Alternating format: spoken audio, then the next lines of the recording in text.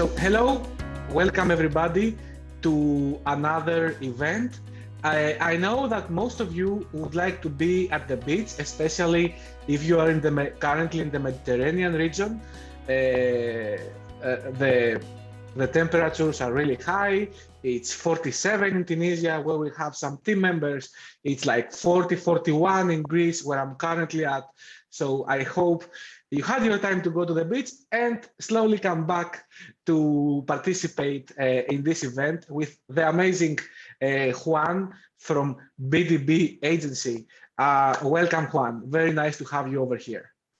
Hi, Damien. I'm pleased to meet you. And thank you for the invitation to everyone on the team of Social Hacker Academy. I think it's amazing what you're doing, as I was talking to you before. And here in the team of BDB, we're very, very pleased to help anyone that wants to hear some recommendation or some information about the business developer and the importance of the culture, the business culture, the market culture, or even the basic traditional culture of the societies. It's very important, and we want to talk about this during this process, and it can adapt not only for businesses but also for many other purposes. For example, changing jobs, you need to adapt to the business culture, or maybe changing countries. Maybe for example, I had that experience many times. I changed countries several times, and actually I lived between countries. I'm going to talk a little bit about that in a moment. Great, very, very nice to have you, Juan. Let me acknowledge there are people that are watching us live right now in our Zoom webinar.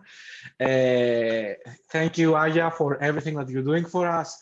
Christina, Errol, Yosif, Karim, Lori, Neil, Patrick, Robert, Thomas, and Vaida.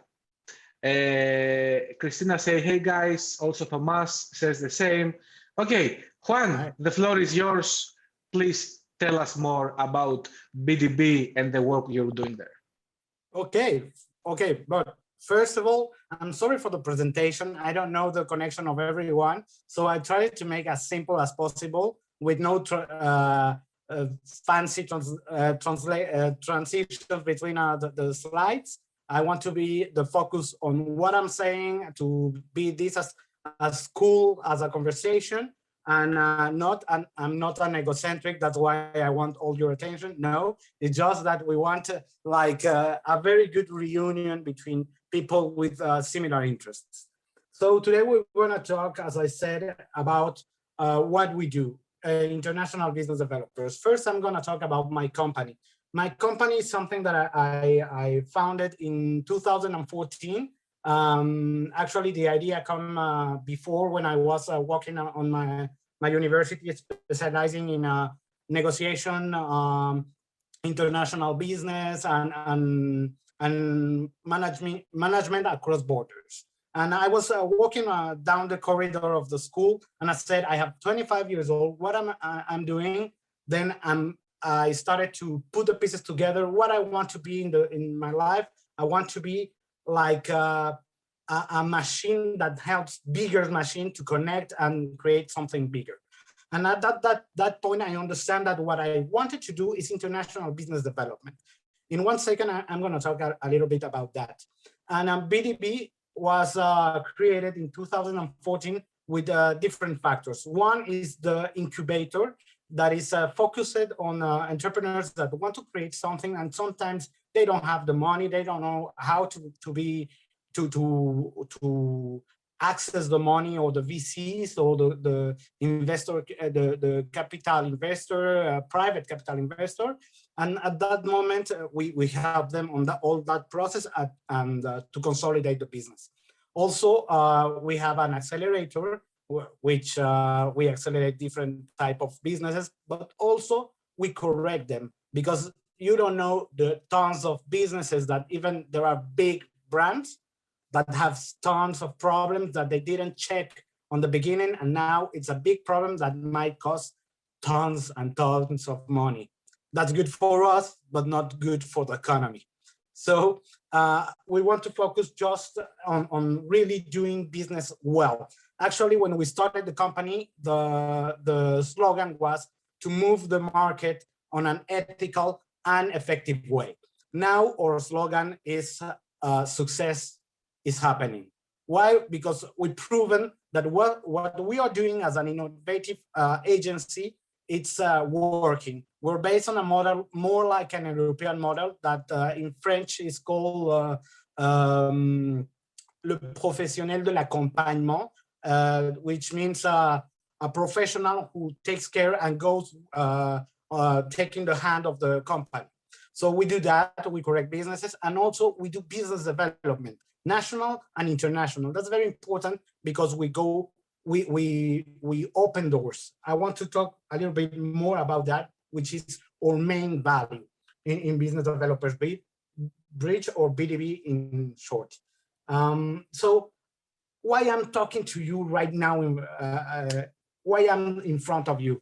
Because I studied international relations, which is more focused on diplomacy. There I learned that the world is a shuttle through the cosmos, and we are in this together as an Earthlings, no? And I specialized, as I said, in negotiation, management across border, and I have tons of multicultural experiences when I was studying that in Paris. I had 20 euros in my pocket, like the song $20 in my pocket. I was very, very blessed with all the friends, my brother friends that provided me with places to live without paying rent. There I acquired on the university. It was a very good university. I was very lucky. And I acquired as a sponge all the information that I can. And from that, I said, what I can do, what is happening on the business side, because it is my major. So I needed to focus on business. And I have several cultural shocks. I'm going to talk about cultural shocks almost at the end of this presentation, because it's essential for new jobs, new countries, and new markets for business. Now I'm CEO of BDB. I just not travel to study. Now I travel for business. I live part-time in America, part-time in Europe. Of course, COVID was not a very good friend, and he blocked me in France. I'm very grateful that it was in the Mediterranean part of France. So here right now, it's 36 degrees, if you want to know, and it's very sunny. And because of that, all the cultural shocks that it happened when I was studying in Paris, now they open my mind, and they become part of me and part of the experience of living, part of the experience of creating new opportunities. That's very important, because we don't have the wall that we need to break of the cliches that we have. And trust me, Mexicans have tons of cliches. Just in business, we have in France, they say arnaque à la mexicaine. They are talking about Mexico. In the USA, they say Mexican standoff, where is no a good exit. You always have I don't know, a hit, or you always will lose something. Or even the Mexicans, we have a saying like an expression that goes like, who doesn't do bad stuff like corruption doesn't go well in the economy. That's not true. And because of that things, we started to work with my team about why not we as Mexicans start doing right the business, start correcting the business, start correcting the market as we can, because it's very difficult, and start helping companies to achieve that success that sometimes it costs a lot to startups to sit down to negotiate to the big guys table, to the big boys table. I mean, this is not only Fortune 500 companies. No, this is companies that are worth millions. But if you worth only 1, 2, 5 millions of euros, you're already a big boy. So we need to help with that. And for that, we are doing business development or international business development, as we are experts. As we think, international business development is the art to create strategic opportunities inside your organization to open the doors, break those blocking walls, and help the evolution and expansion of the company. This is not something that we see as, yeah, we're gonna bring more revenue to the company. No, that's not the point. And that's the difference between sales and business development.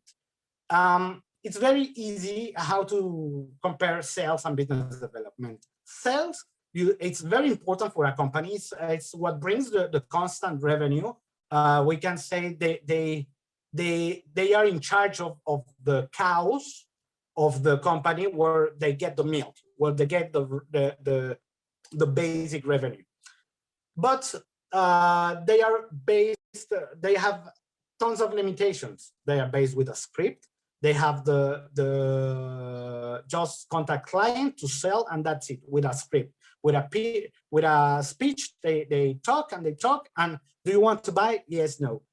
But a business development take everything on the company. What are the assets that we have? What are the values?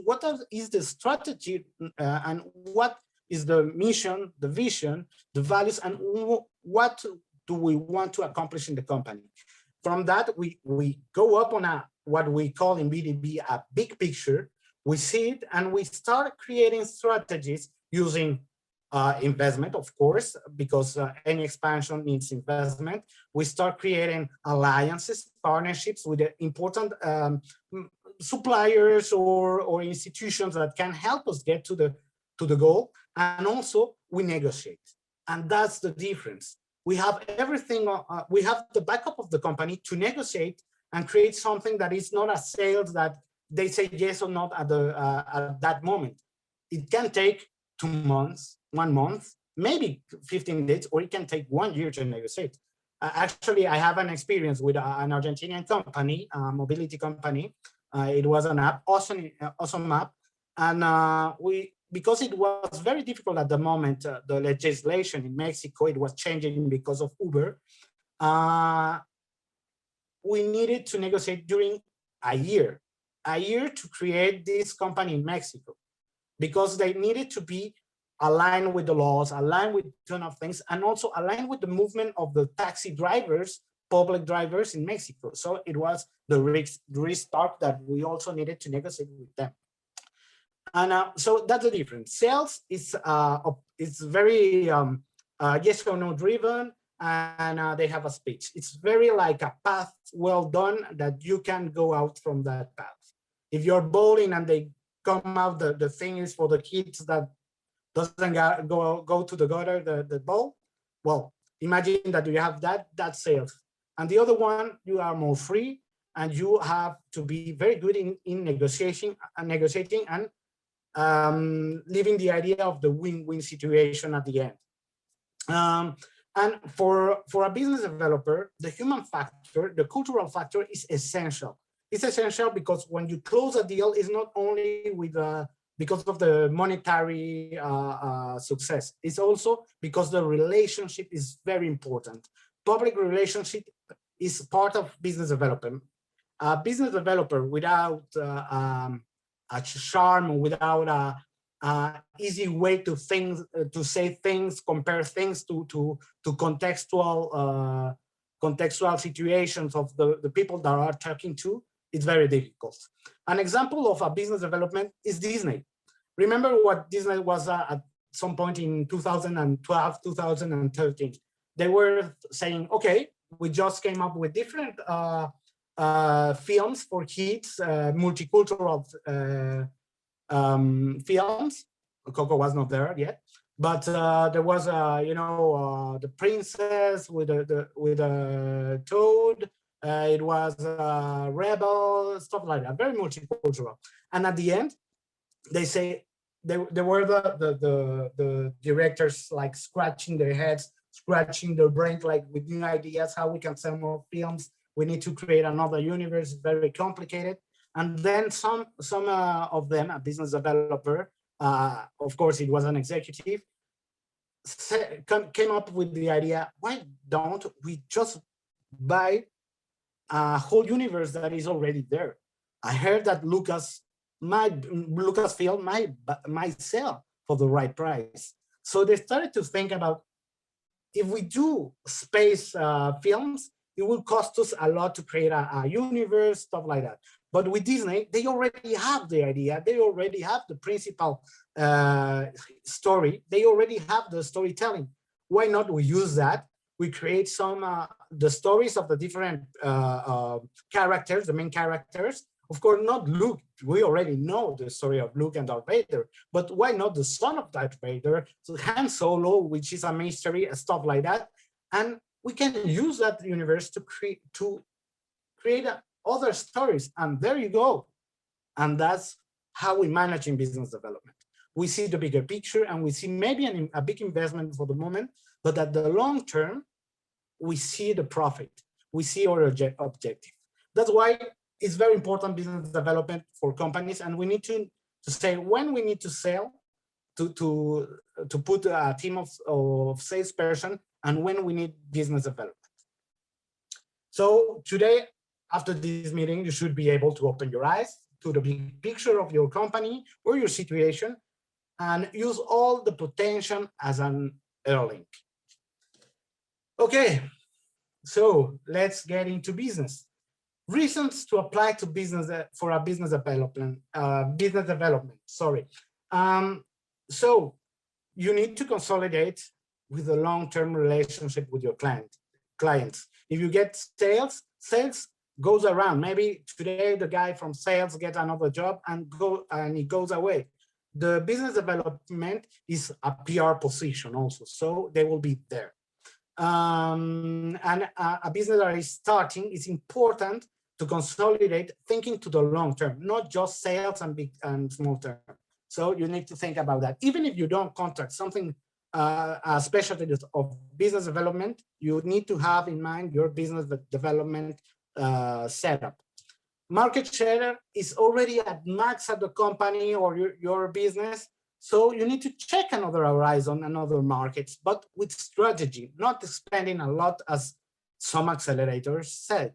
Or then the company needs to change. Okay, we max out our market, our product is the best, we are number one, let's check other oceans. For example, we are swimming in a red ocean, let's check the blue ocean, that's another market. Or maybe vertical or horizontal integrations.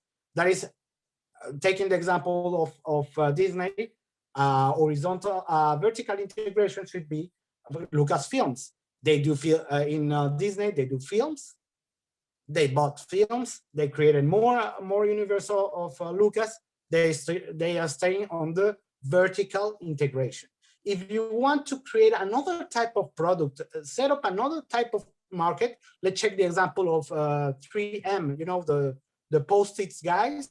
Well, they do not only Post-its, they do also something to brush your teeth. So that's horizontal integration. You go to another type of market, another type of maybe business line of business, sorry, and there you go, you will start another thing.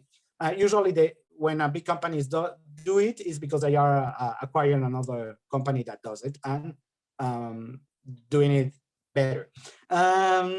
Need to increase revenues and be more profitable for the directors, and launch a new business line, and as I was saying, or just because our product is cool and we think everyone would like it. Facebook. Okay, so that's some of the reasons that we found. And when is the right time? There is no right time to expand a business. To do business development, business international sales, there is no right moment. It will depend on your business model or the industry. For example, if you do, I don't know, if you do makeup, it will be very difficult.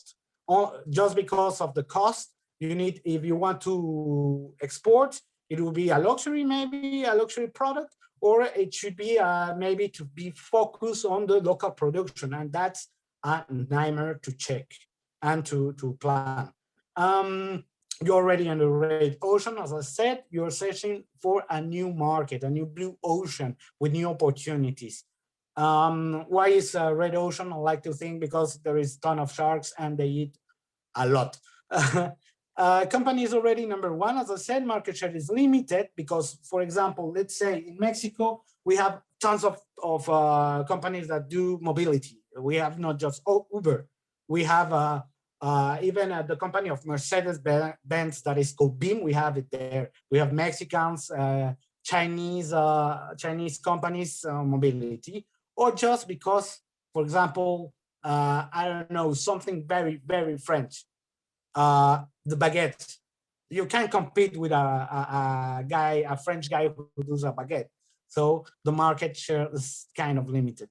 The new opportunity detected on other countries, product ready for regional or global market, and need more revenue for profitability. So here you have two paths, and you need to check what is the right path for you. You need to check the real situation of your company. How you do that, and how do you expand and choose, I need to expand locally or I need to expand globally. You expand locally when you're expanding on the same city, maybe another part of the city, another state of the country, or the whole country. And it's easy because you have the same currency, you have the same laws, you already know them, you have the understanding of the market because your team is part of the market, so they know it, and you can act quickly because you are very, very well, you're on the territory, and an effective marketing communication because you know how your market talk, what they share, what they don't like, and even the words that they don't say. Because in Mexico, for example, I take Mexico or France, which is one of the most popular countries that we are in. France, for example, they are a slang, and you need to understand that slang. If you are negotiating with a French guy, for example, I'm gonna take that as an example for the next part. They will tell you for $1,400, they will tell you 1,004. So you need to understand. If you say that, you are saying like, no, man, you are making my service cheap. And at the end, no, they are saying yes, we're gonna pay the 1,400. You have the negotiation cultural knowledge. That's very important, and that's one of the biggest mistakes that we saw even today with big brands. I won't say the company, but it's a very popular social network, even in France, even in Europe, is one of the top two. And they don't have that cultural knowledge. So the negotiation is very difficult. And the tropicalization, the localization of the strategies, the marketing strategies, or even the content of the platform won't be adapted, and that creates a direct like, no, I won't use it. They are not taking in consideration my traditions, my trends, what I see, what I do, what I live, what I talk every day. And that's very important, thinking about expanding your business, about developing. So if you are in the same country, you already know that in the north of France, they hate the south guys of France. The PSG just bought Messi. The OM, which is the team of the south of France, they hate them for that. So you understand that. And if you want to negotiate with the OM, you won't tell that, yeah, Messi is in France, because they will hit you. And of course, you already hear, you know, the best partners and alliances or suppliers for your business. That's the great idea for expanding locally. And how easy is that? That's why usually they say expand first on your country, because you already know it. You can sorry for my French, but you can fucked up things up, and at the end you can say, okay, I'm Mexican, sorry, let's do that, and you can correct your path, even if it will be more difficult, but you can correct it. So, and if you want to expand globally, this is the difference. First, you have two options. Regional, for example, let's take Europe. There are some similarities between European countries, or Latin America. we all speak the same language, so that's easy. And maybe if you translate in Spanish, Colombians that, for example, will express themselves differently, they will understand. They will say, okay, it's not, maybe it's not Spanish from Spain, so agree. Uh, Take the example of Disney. They adapt their products to the countries. In Spain, they have their own translation, and for Latin America is a Mexican company that does all the translations for Latin America, because we have the more clear Spanish, not the most perfect in grammar. We are destroying the Spanish language in Mexico, but that's one. And the other is international. God nuts, the world doesn't have any borders. We just need to check the laws. So international is very important. And if you have a digital platform, it will be easier. If you have a product and a marketplace, it can be easy also. But if you have productions of some, I don't know, chemicals, positive, and I don't know, a service provider that is not very well adapted to do it at home office, it will be kind of difficult. That's the expensive part. But why to expand to global? Of course, there will be blue ocean opportunities. The world is vast. New factor is no, that's a mistake. Sorry, don't check that. It's a market share opportunity. There is a ton of people in Mexico or USA that doesn't like the same things as a French guy. So there is another opportunity. Win on currency. For example, if you are, I don't know, in Argentina, and you have a client in France, and they will pay you in euros or dollars, there you are winning with the currency if you are smart and you check and you do well your finances.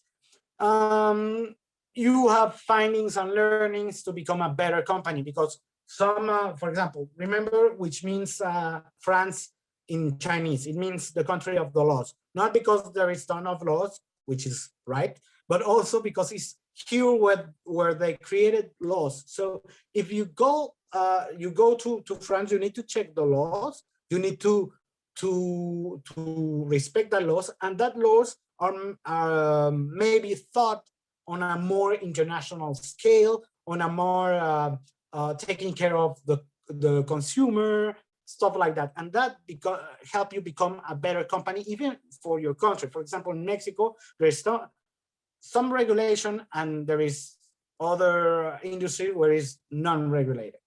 For example, the digital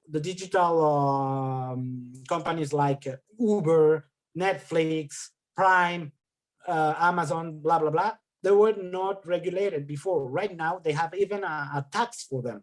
So Netflix in Mexico is more expensive, but at the end, that's good for the people of the country. So there you have it. You can bring those knowledge, bring those things that you are doing right on international context, and bring it to your country, bring it to the new development countries, and that will help the image and also the brand culture and the indoor culture of your business culture of the company. That can help a lot to take into consideration those factors. Research and development, because you will learn more things in other countries, see other things, see other products, and you will feel the need to push forward, to innovate. You will feel like the world behind you saying, hey, you need to do better. And of course, never forget increased revenues, same as win on currency. Find better production sites, that's nothing from other world, and global alliances. So that's some of the interesting part of doing a global expansion. So I think it hasn't changed the slide. Tell me if you, yeah. So the international expansion is very, very important. There is not something, yeah, there's a type of expansion that you need to check out depending of your project, your business. No, remember that innovation on business is always possible. We are on constant innovation on the human being society, on the business society. Business developers can find new innovative ways to expand cost efficiently the brands, and also to do intelligent strategic expansion. That's what we do in BDB. Sometimes we say, hey, we will represent you in that country. We just want to win a percentage if you win. Only in case of success, we win. And that way, there's a win-win. We're investing our time. So that's an innovative way. And that's where our value proposition comes in front of everything. Because we're saying we are doing business development not at an expensive cost. We are doing as a fair cost. And you don't need to invest a ton of money to expand to another country when we are already there. We can help you. We just need to become your brand, put the, like take a paint or t-shirt with the colors of your brand and represent it. So there are different type of companies that is more easily to expand, or that your brand, you can adapt to this type of paths that already been walked, and I use it as an expansion. There is the internet expansion, there is e-commerce, apps, professional services that are online, very easy to expand. Commercial representation, we do something like that. We sell something, we win from the margin, from the markup. Ambassador program, you have, for example, I don't know, so a lot of social media, for example, Snapchat, which is one of our biggest clients, do that. They approach to the user, they say, hey, you are an amazing user, you are using our platform amazingly, teach us, teach the other market, the rest of the market, how you use it, be an example. And also this help like mouth to mouth to bring more people. And also there is the franchising method, McDonald's, everyone knows it, or as Starbucks. And those two made it very, very, very interesting. Well, not talking about McDonald's at his first stages of franchising, but maybe talking about the integration of how McDonald's step up into the French market. The French is gourmet. The French are difficult on the food they eat. And if you see McDonald's in Mexico, we are happy. We are American way, burger, yeah, awesome. But in France, say, hey, sorry guys, but this is very difficult for me to understand because this is not good for my body. This is not good at all. And at that point, McDonald's said, shit, man, we're doing something wrong. The revenue is not increasing in France. It's not even the wow factor here in France that is new, the new factor. What we can do, okay, how French people eat. Okay, they take more in control how they eat food from the produce on their country that is more healthy value. And even the brand of McDonald's, if you check the McDonald's brand everywhere, is different, the colors, as France. France is more like, I don't know, brownish and greenish colors. So that franchising need to adapt, to the countries. And also remember that a franchise is the corporate already in the country that can do franchising, or with a business partner, which goes to the partner part. That is, you need usually some of the countries, because of the law, you need a partner in the country. For example, in Mexico, you cannot do a business if you don't have a Mexican partner. I don't know if it is the same in Greece, but at least in America, if you want to do, for example, an hotel in the beach of Cancun in Mexico, it won't be possible if 55% of that company, something like that, will be part of the Mexican, because they need someone to respond on the country. So one of the easiest way to implant your company with all the headquarters, everything, it's a partner for some countries. Check the laws. And there is another path, soft landing, which is kind of expensive. And you need to bring your team, you need to bring your knowledge, you need to work on what they provide to you, charging the soft landing agencies, and help you with that. So those are some paths for business development. There are more.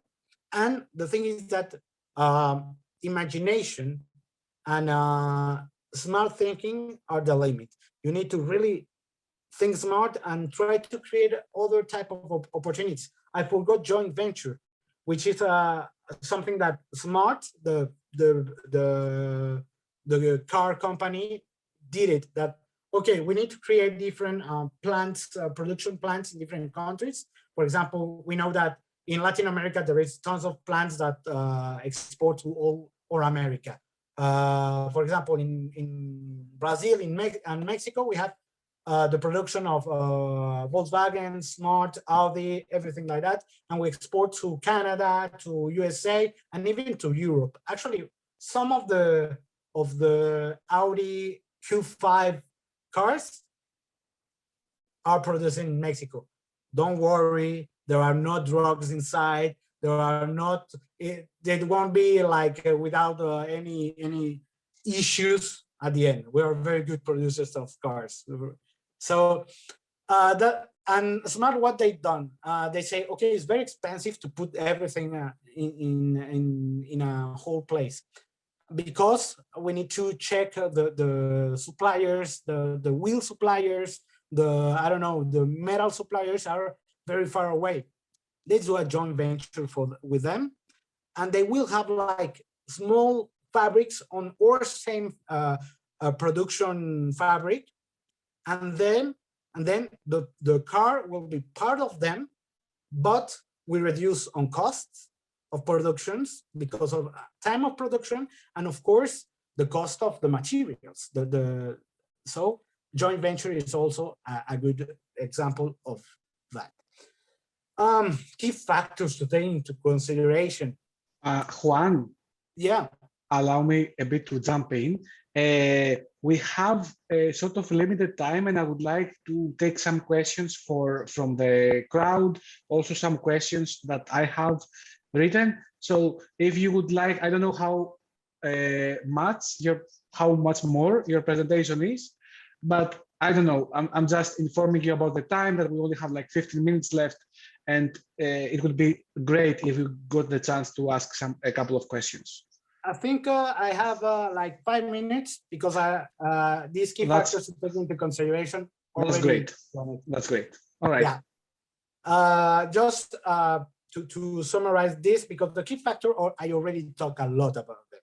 So the only key factor that you need to take in consideration is your business model and the market study, the benchmarking, the competitors. That's the main error that we see in companies, not small companies, big companies, very big companies, even companies that are based on contact with the users. So that's my first recommendation. Check laws, check the cost, and also check the market study. The cost, the talent, everything can be adapted. The laws, no. The currency, no. But the market study is the main part that would say how to adapt your product, your service, and yourself to where you're going. I have a saying that is to the country. Maybe I think I put it. Yeah, here. If you see the point 6 is to the al país que fueres, haz lo que vieres. It's an expression in Mexico which means country where you go, do as you see. And that's very important, because when you do the market analysis, stuff like that, it will help you to understand the cultural way to consume of the people there and how to adapt your product, your way of communication to them. If you don't do that, man, you are trying to push the way you do things on your country, to try to implant by force your traditions, your way to do things, and some of the markets will say, no, that doesn't work for me. You need to adapt to the country where you go. And that's not only because economically planning or operational, it's a human factor which is more important here in growing your business, not only internal but also external. Be very multicultural. And as I said, multicultural is the brand, the brand culture, and the internal culture. If you don't have a brand culture adapted to the country where you go, it will be difficult to break those paradigms, to break those walls and open the doors. If you have also a bad internal culture of the company culture that is not well set and in fusion with the external culture, it will be very difficult because your team won't be as fighty, as auto-motivated as another company. For example, let's check the example of Amazon. Amazon, on the pandemic, everyone was saying like, Amazon is horrible for working, blah, blah, blah. But because Amazon pushed you a lot and said, yeah, we need to innovate, we need to be the best. We are service to the consumer, to the client based company. So we need to bring the best to the client. And that's some pressure that some people doesn't get it. Another one saying, I love this company. It makes me feel like a Spartan. It makes me feel like, this is Sparta. I want to fight. I want to bring the best. So you need to check the culture if it goes well with the people. And also remember, on a negotiation, Italians and Mexican would like to talk and be in confidence, like say, I trust this guy. They do business. And there is other countries that would say, show me the numbers. Let's check if it goes well with the companies. Let's go ahead or next time. So that's very important. And just to finish, remember, I just talked about business cultural adaptation. If you change jobs, it's almost the same, but you just need to check the company's vision, mission, values, that it helps you to be motivated to be there. If you cannot do a letter of motivation, don't apply to that job. It will be horrible for you and for the company. Adapt to that business culture that they have. If you don't like it, don't go there, because you need to be a team player on each company, big or small. It's very important. And if you're changing factors, well, I can tell you that I had some difficulties. I have some other things that were positive for me, but be prepared to confront a new sort of experiences. The cultural shock will be there, but use that cultural shock to expand, understand. See it as you are at Disneyland, at a roller coaster. It's an awesome experience with awesome emotions. And each experience that you live with other countries, other cultures, will help you grow as a person. Remember that we have limited time in this life. We need to live as much experiences as we can, and different traditions are the most beautiful experiences that there are, and it can help you on business or on your personal life. And do not throw the towel. Never throw the towel. I fight 7 years to be seated on the big boys table, and I won't regret any of the challenges that I encounter on my life. So be brave, go ahead, and well, the world is our shuttle. So thank you for listening to me. And if you have any question, well, I am an open book for you.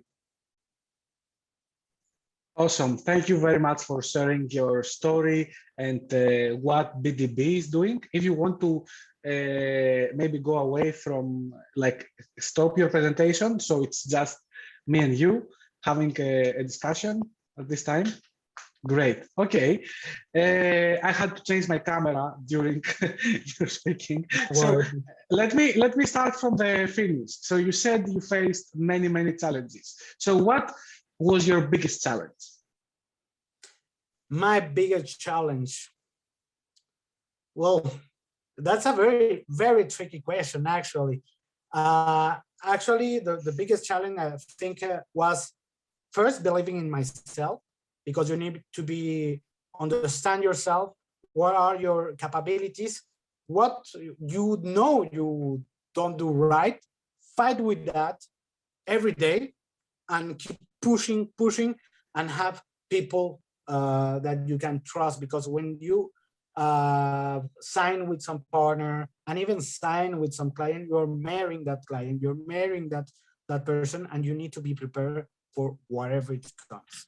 But my biggest challenge was to understand myself, fight against the things that I don't like or need for my business.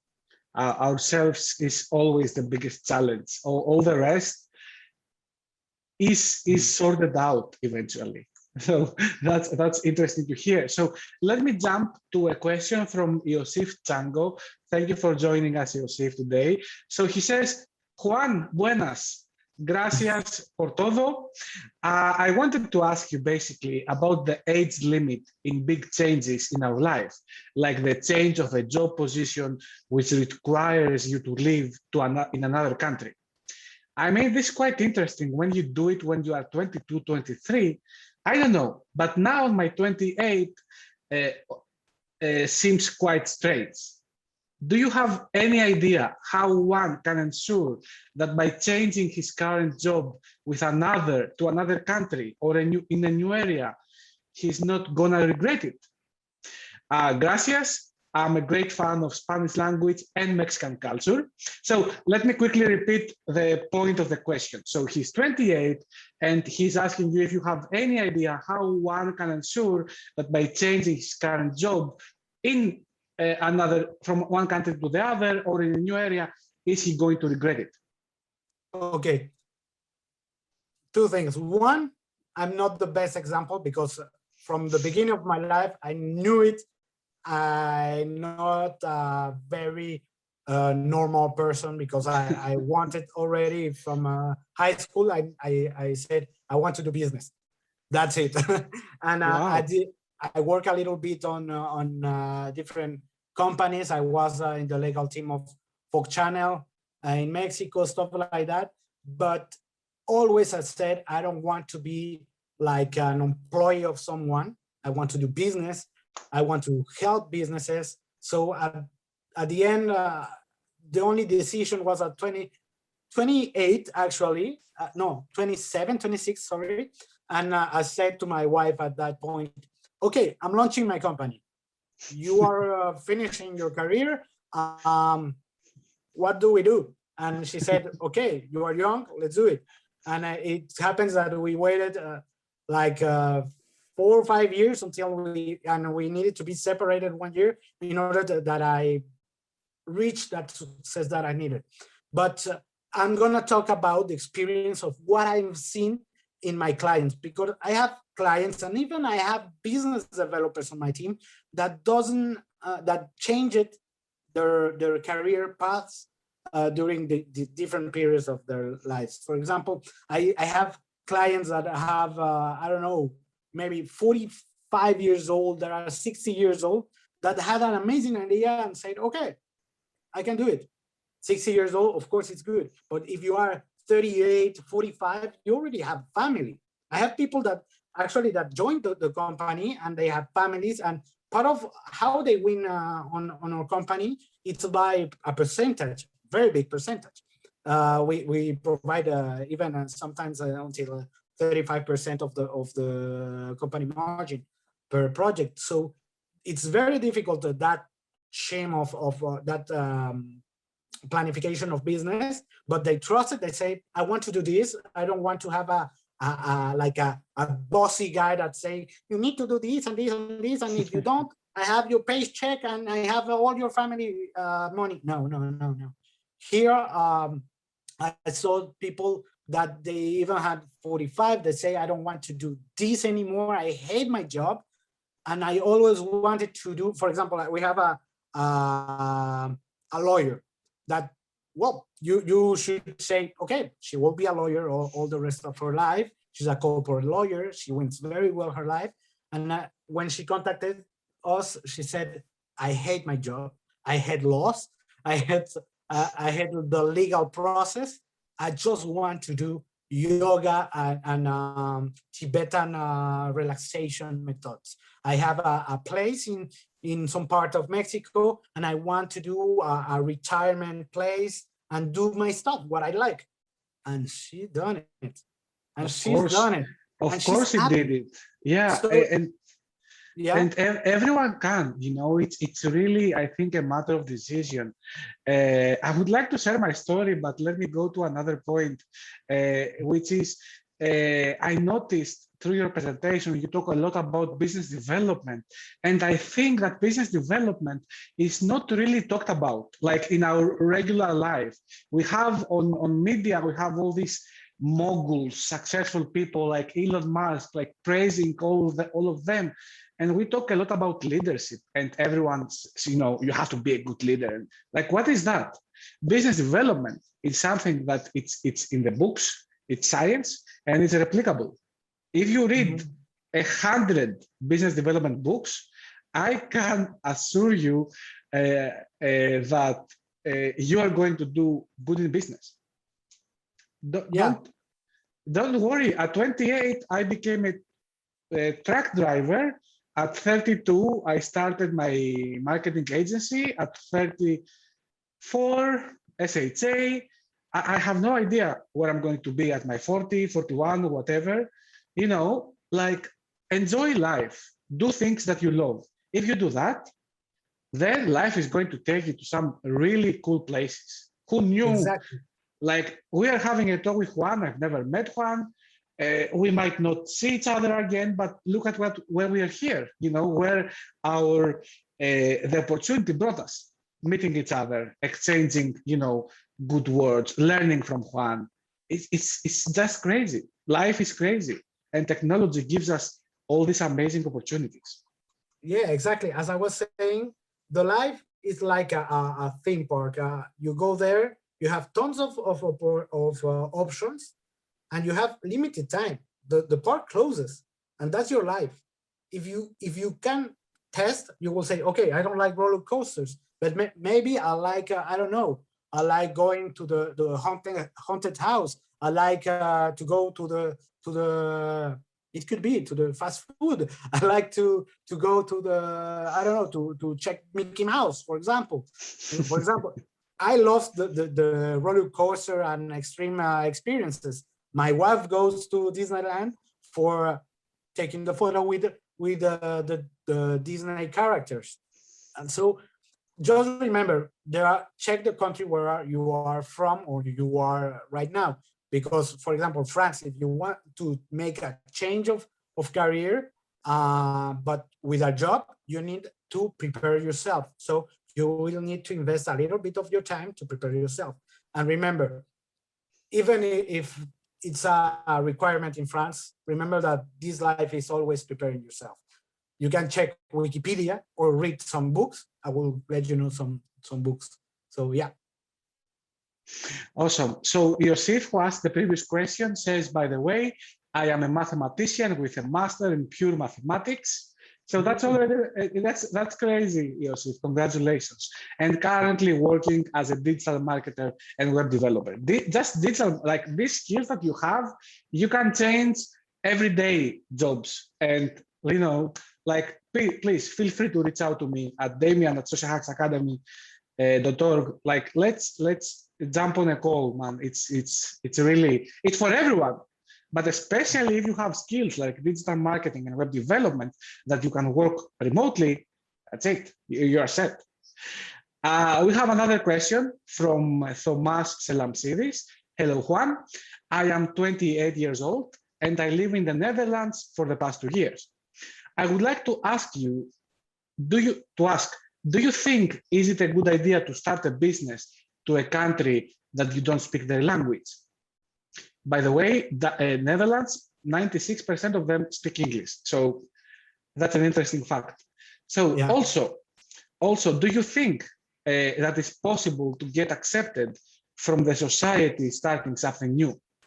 Because if you are a big company and you can't get accepted and adopted easily by having local partners by your side. Okay. Maybe I will give a not so good recommendation because I'm kind of rebel, but I know I've been to Rotterdam and Amsterdam. I love that country. Actually, we have some good friends of the company there, and we had some representation over there in Netherlands. There are amazing people. Country of business developers and international commerce, very important. And I'm gonna tell you my experience. Of course, in Mexico, it's very easy to create my company. It's my country. It's where I have my family. I have everything, my contacts, everything. But remember that I jump between countries, part of my professional life. And I met tons of people from different countries. And right now, for example, I live in France. I don't work for French company. I have my own business. And to bring my business here is like creating a new one. Actually, we don't have an accelerator and incubator in France. It's only business development because we know the market and we know how French market is. So we try to adapt on the communication level. We try to talk as a French company. That's very important. Tropicalize your company. Don't think as a person, for example, don't think as a Mexican in Netherlands, how to adapt. Think as a Mexican who has who is rich in knowledge, that I know that how they consume here, I know how they are, what is the trends here, and I have something that maybe they don't know in maybe my product, they know it in my country, but not here. So if you want to start a business on another country, which is not yours, I don't know if it exists, the term irreverent in French, in English, but you need to trust yourself. Don't think, hey, what else? What if they don't like me because I'm Mexican? Imagine Trump didn't give a good image of Mexicans. That's why we have a mission here. For example, in my case, so I get to different networkings, to partnerships meetings, and they will say, okay, I forgot about my cliches. I am a human being, and I have my knowledge. They have your knowledge. They knowledge. We need to put it together, and they need to understand that we will become richer, mixing the cultures, the different things. Because at the end, as I said, we are on the same shuttle through the cosmos, and there is no exit for any emergency. So don't think that if there are people from Netherlands, you need to be from Netherlands to negotiate. No, man, you just need to be clear, be logic, and offer something that is good for everyone, a win-win. That's it. Yeah. But don't be afraid of that. Fight. For sure, always go with a win-win situation or a big win for them. SHA was built on supporting others to win, and then it always comes back to you. Like it's not karma. You don't even have to try. It's engraved in our brains. When someone does something for you good, your brain has to reciprocate. So like it's really a strategy. If you want to see it as a strategy, because being good is always great, But even if you're not, I don't know, like it's great as a strategy to offer value first. So Juan, I have like 1,000 questions. I wanted to ask, like, allow me the last one. Is your business and your model affected by the Blue Ocean strategy, the book? No, actually, because you mentioned a lot this term, the Red Ocean and yeah. the Blue Ocean, and that is like going really well in that book. I've been on the Red Ocean in Mexico sometime because there were tons of incubator and accelerator, not for the business development part, which is our main value, that actually we don't have right now a true competitor, because we do things very differently and very transparent with our clients, with our team, with everyone. So we are very transparent, and that's something that is not used to very used in business. But right now, the Blue and Red Ocean, that didn't affect me just for the part of the incubator and accelerator, because there were tons of people there. They were very corrupt. And then the government say, every company that the incubator and accelerator that received money from the government and didn't give it to the entrepreneurs will be wiped out of Mexico. You can't operate here. That happened, and at the end, there are only 2 big incubators that are still there, and us. So sometimes really the market itself brings a tsunami, and it becomes a blue ocean automatically. Yeah. And my experience for my company, I've never been affected. Even the pandemic didn't affect to us, because we were adapted to the digital platforms, digital home office work since 2018. So we were prepared. Yeah. Also the same for us. We literally didn't skip a beat between having to work in the office and not. Like nothing happened. Literally zero things.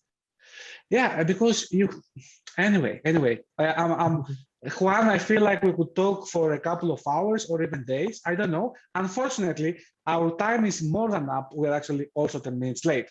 So I want to acknowledge very much your presence here and all the good that you're doing through BDB. And I hope we have another chance at some point in the future to have another chat. Thank you very, very much for joining us today. Thank you, and thanks to everyone who passed the time listening to me, that with my humble opinion and knowledge. All right. Thank you so much for sharing with us your knowledge.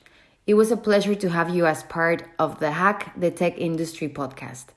You can join our live event every last Wednesday of the month, remember, and check our social media to get to know more about our coming events.